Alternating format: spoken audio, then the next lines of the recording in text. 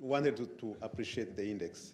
This is very, very important for countries like ours, where first and foremost, we need to have a capital market. If you don't have a market, for us in Rwanda, we've gone through it, we're only dependent on the banking system, and you could see the impact on growth.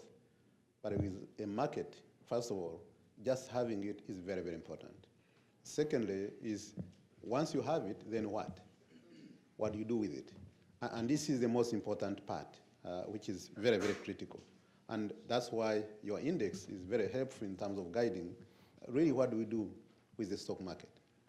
Another issue that was very, very important, maybe that has not been touched, and we see it in the East African community where we are trying to harmonize so that we have even a monetary union, is that we've seen that a bigger market matters. And in the case of East African community, of now about 5-6 countries, we are trying to harmonize so that we have the different stock exchanges in the different countries, but make sure that all the rules, the regulations, the incentives, everything is the same. Everybody is treated as a local investor. And that way you have a huge market. We are harmonizing the electronic trading platform. The central banks have harmonized their payment system so that we keep each other's local currencies, and then the trade can happen in the local currencies of each of the countries. That means that beyond what you have institutional investors, like the pension fund, like the insurance companies, like other savings schemes, at least you have a bigger market for any product that you put on the market. And this way, then it forces everyone to play by the rules so that you can list because you know that there is a bigger market. And this also becomes an assurance that even foreign investors outside the region can be able to come. So the regional aspect is for us very, very important so that we are all linked together and making sure that we grow as a region.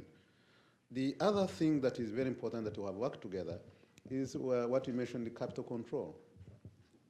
Now, I think Kenya, Uganda, Rwanda, we are now, our capital is liberalized. Now the free flow movement is very, very important. And for us, we looked at it a long time ago because we are moving towards the monetary union, and this becomes very, very important. But trading in local currency, as the vice president of the IFC has mentioned, Jingdong, is very, very critical.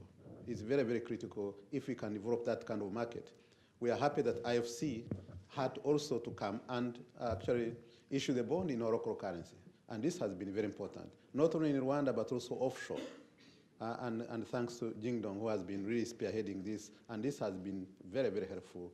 And we are working with him to see if we can have even a regional bond for the East Africa. That is very critical. But what we see is that for us, we needed to know what steps do you go through?